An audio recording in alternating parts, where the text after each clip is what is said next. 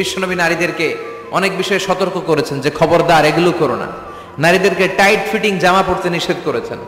আল কাসিয়াত আল আরিয়াত আল মাইলাত আল মুমিলাত।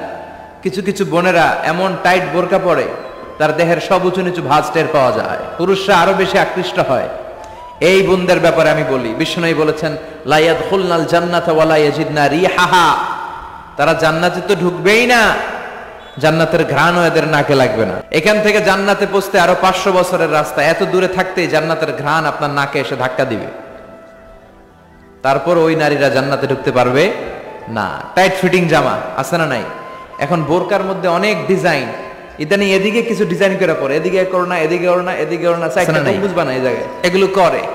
তো এগুলো করলে তার পর্দার চেয়ে তার সৌন্দর্যের প্রকাশ আরো বেশি হয়ে যায়। এরপরে বিশ্বনবী নিষেধ করেছেন ঝাঁঝালো পারফিউম দিয়ে বেরোতে নিষেধ করেছেন। আমার বোনেরা নিজেদেরকে ক্লিন রাখবেন, পরিচ্ছন্ন